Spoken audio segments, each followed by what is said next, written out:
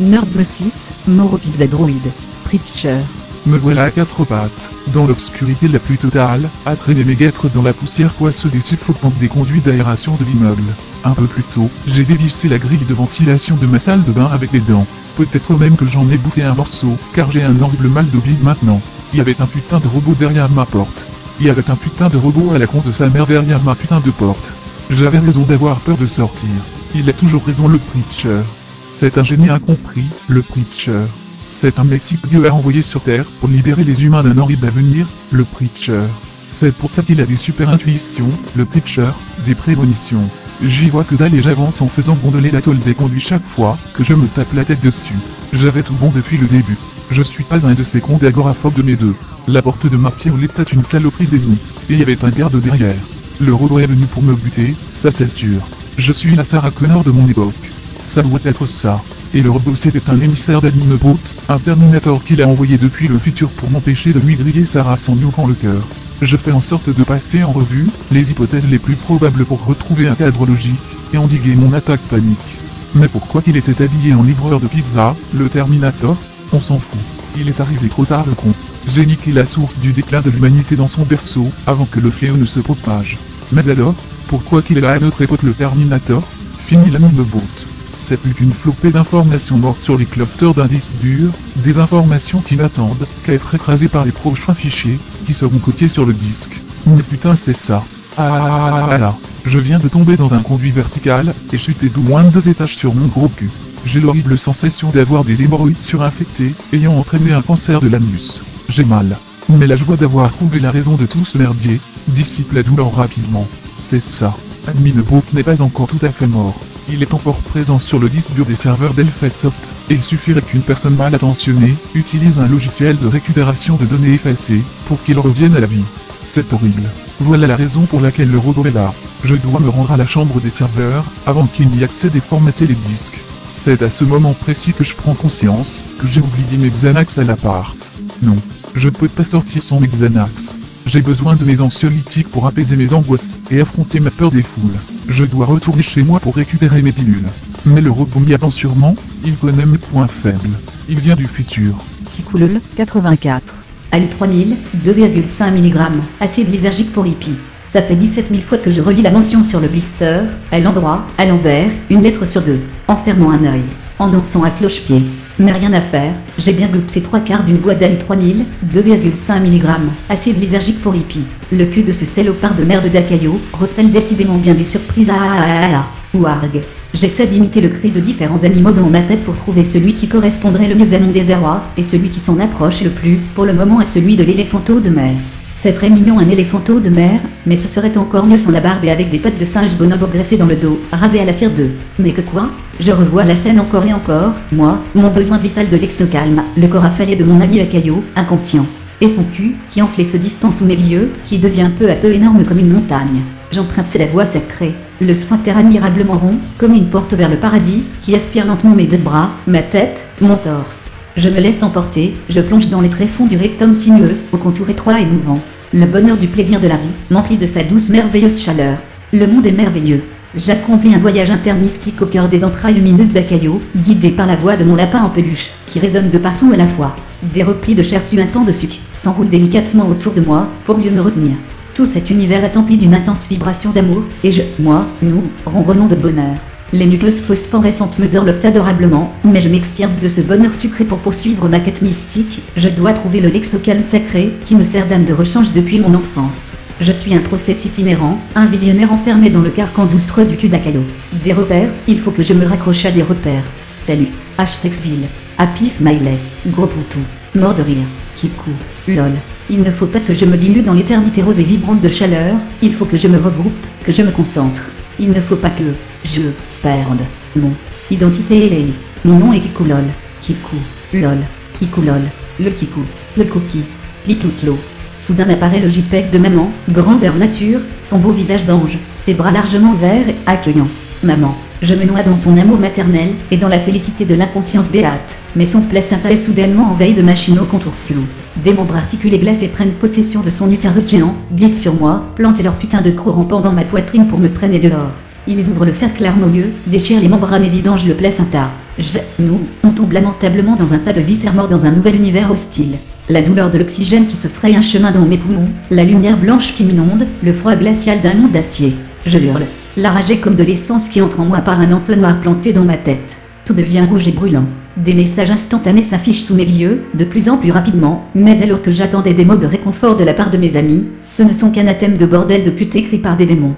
Et ma tête à la con est comme un écran d'ordinateur bloqué sur un écran bleu d'erreur fatale. Je me reboute la gueule en me tirant sur la bite, et je m'enfonce dans l'obscurité de la panne irréversible. Erreur système, bordel de merde, erreur système. Lol, me calmer, je dois me calmer. Il me faut, putain, je sais pas moi, un câlin, un lex-calme, une perceuse anale à double percussion, je ne sais plus, je vargue. Oh, j'entends une voix rose et jaune, je n'arrive pas à comprendre ce que me dit cette voix muette, qui s'adresse directement à mes pensées. Une voix ou de la musique? Des notes qui dégoulinent dans ma tête dilatée, mes idées coulent comme du quoi? Pur comme ce principe cosmique circulaire qui englobe nos existences, vibrant, bleu, anthropomorphe, bilboki.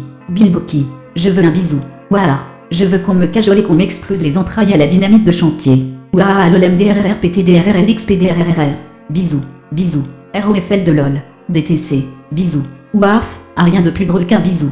Un bisou en mi et sol, ultime, universel, baiser maternel, à la fraise, à la viande agneau sainte en putréfaction, ouais, avec des mouches qui tournent autour, mouche à milieu, je voudrais avoir milieu moi aussi, pour voir le monde 1000 fois en 1000 couleurs, je dois me calmer 1000 pattes la chenille, c'est la chenille qui redémarre, bisous, Marc. Gouzi gouza, enlarge au pénis, le cooking frixxxx, zzzz. Akayo.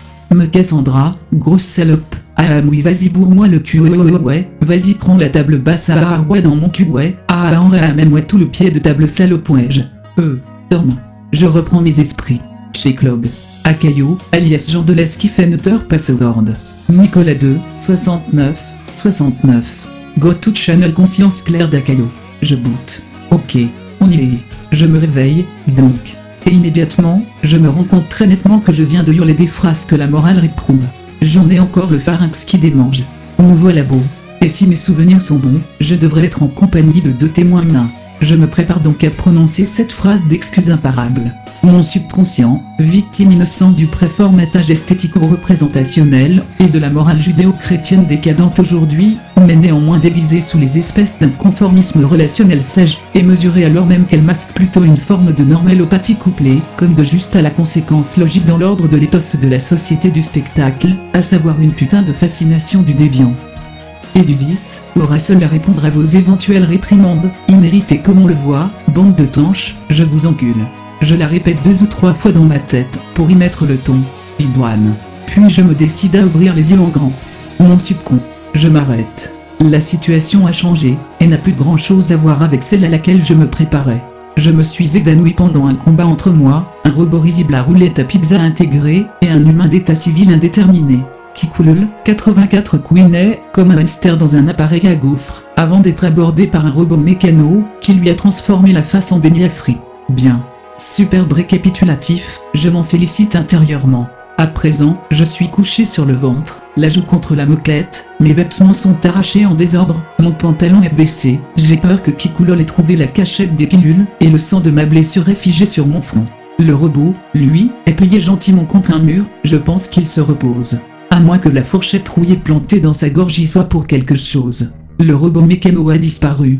Quant aux humains, ils sont bien au nombre de 2, mais Kikulol ressemble physiquement à mon Kikulolounet d'autrefois. Mais il agit d'une façon à Kikulolienne. Il me tourne le dos, tourné vers le couloir vide. Mon réveil l'indifférent au plus haut point, ce qui me blesse, je le priverai de l'exocalme 1 heure de plus, ça lui apprendra à chérir son idole. Il bouge furieusement. Il semble s'exercer à une sorte d'acca répétitif. Il murmure quelque chose de très rapide, de très sourd et de très grave, avec une voix de basse grinçante. Il bouge lentement ses bras et ses jambes, frappant le sol avec une violence contenue, crispant ses doigts, et les veines de l'arrière de son cou sont gonflées d'un sang violet. Il pourrait bien s'être décidé à jouer au rugby avec les All Blacks néo-zélandais, à moins qu'il soit fâché. Sa danse du ventre néandertalienne s'entrecoupe d'éclats de fureur. On va tous crever, on va tous finir en putain de steak tartare pour pizza. Alors il se met à bondir joyeusement à pieds joints, en levant les poings au ciel et en faisant des bruits de ressort. Je crois qu'il m'inquiète. Je tourne la tête de l'autre côté, pour voir le second humain. Lui est accroupi à côté du robot, et occupé à en détailler toutes ses parties. Il murmure aussi, mais dans le plus grand calme. Il est assez grand, semble en bonne santé, il me plairait presque. Enfin je veux dire, si j'étais gay, bien entendu. On dirait qu'il numérote les abattis du robot. Je l'entends chantonner. Il faut toujours fouiller un ennemi mort avant d'aller à la taverne. Il peut avoir, des pièces d'or, des armes, des sortilèges. Il faut toujours noter ses stats. Me voilà beau, une fois encore. Kikoulol qui a fait un accident de décompression entre le palier vie virtuel et le palier vie réel, et un individu du Team Gamers qui a grillé la carte mère. Ceci dit, il est beau, le Gamers. Bonjour, sympathique et faible. Il se retourne vers moi. Il semble jovial. Quoi?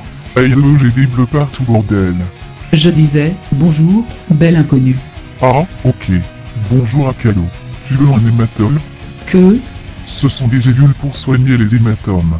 Il connaît mon pseudo. Kikoulol a parlé? Sait-il encore seulement parler? Je cherche à me souvenir, mais je ne crois pas l'avoir jamais vu. D'ailleurs je ne me souviens pas avoir déjà vu qui que ce soit, d'un point de vue global, si j'y réfléchis bien. Kikoulol serait donc le premier être humain que j'ai jamais croisé, la référence, le paradigme, celui qui à jamais portera dans mon esprit l'étiquette je suis l'être humain, gasp. Merde et foutre en boîte. Bref. J'engage civilement la conversation, on n'est pas chez les ours. À quel jeu surprenant te livres-tu, admirable jeune sportif au teint allé, et surtout, aurais-tu l'obligeance de laisser cette carcasse métallique où elle se trouve, je te prie, et de venir m'aider à me relever de tes bras sveltes? Quoi? Attends, je prends un analgésique pour les douleurs. T'en veux un?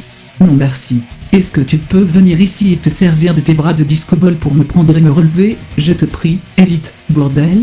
Laisse tomber, man, je suis pas gay. Attends, je me mets ce suppositoire. Enculé. Quoi? Non, je disais, à Dieu ne plaise, viens néanmoins m'aider à me lever, bordel de putain, et vite. Bon ouais mais tu me touches pas trop, hein, j'ai pas beaucoup aimé ce que tu as dit en dormant. Bon j'arrive, minute, je ne trouve pas mes gouttes de décontractile. Je ne dormais pas, grand ami au teint allé, j'étais évanoui. Oui bon, relève ton pantalon tout seul, je t'aiderai ensuite. 7 gouttes, 8, 9, 10... Je m'assieds à grand-peine. Mon sphincter me brûle atrocement, j'ai l'impression qu'il saigne, à moins que je ne me sois lâché complètement pendant ma perte de conscience. En tout cas, un liquide tiède couvre l'intérieur de mes fesses. Je remonte mon pantalon.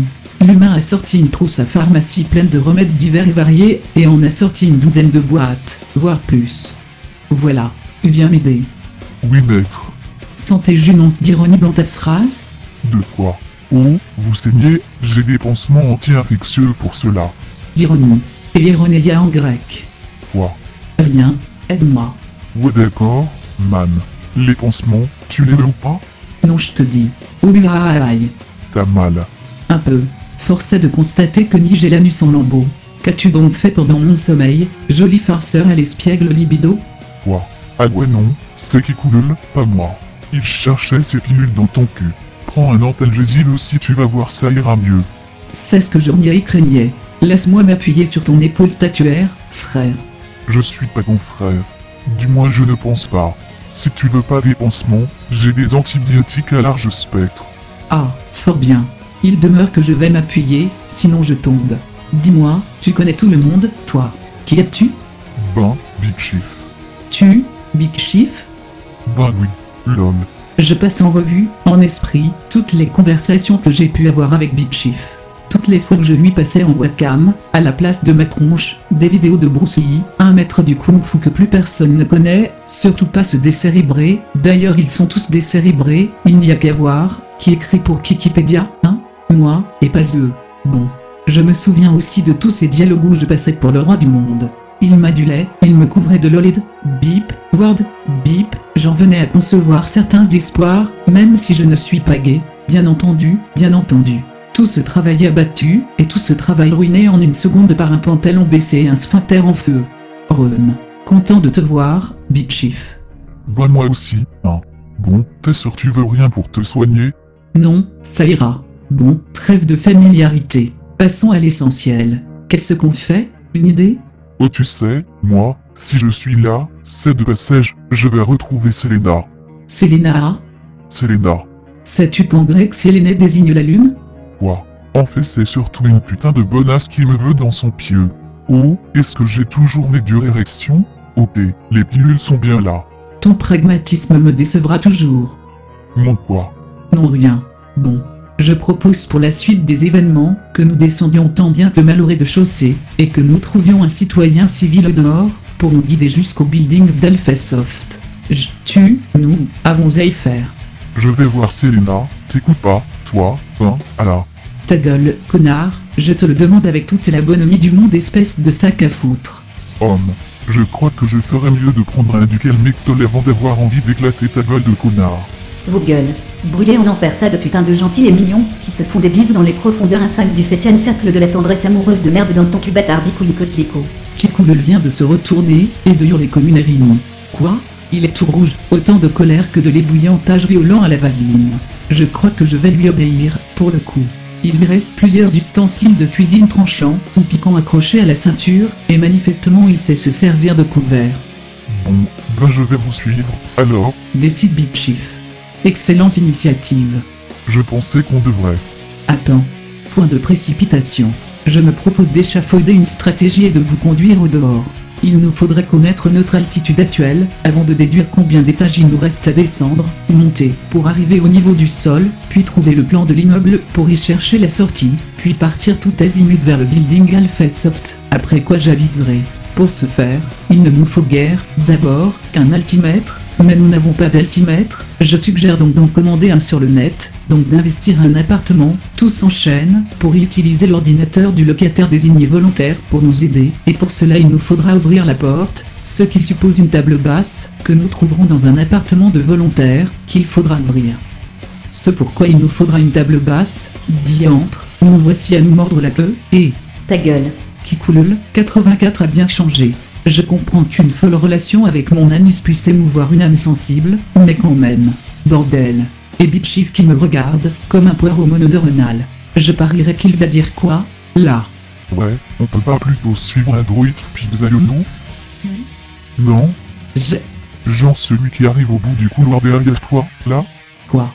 Je me retourne, face à Kikoulol, un droïde à rouler du même modèle que celui qui a été oxy à la fourchette, est effectivement en train d'arriver. Kikoulol, qui a repris ses danses tribales, se préparait visiblement à combattre. Il a saisi une fourche à poire dans une main, et un couteau à pain dans l'autre. Il ralentit ses mouvements de Tai Chi Swix, et commence à couiner comme un limoja. Le droïde, lui, bourdonne d'un air affairé, Espace de travail encombré, espace de travail encombré, espace de travail encombré. en avançant joyeusement sur ses roulettes. Quand il arrive à 2 mètres de Kikoulol, ce dernier se jette soudain contre le mur de gauche, veut s'en servir pour faire un double retourné carpé au ralenti avec arrêt rotatif sur image, s'élève un peu grâce au rebond, puis se vautre lamentablement sur le droïde. Le pizzeolo mécanique, qui était déjà tout content et en train de s'exclamer, Scan complete, zone dégagée. s'écroule sous le poids de Kikoulol.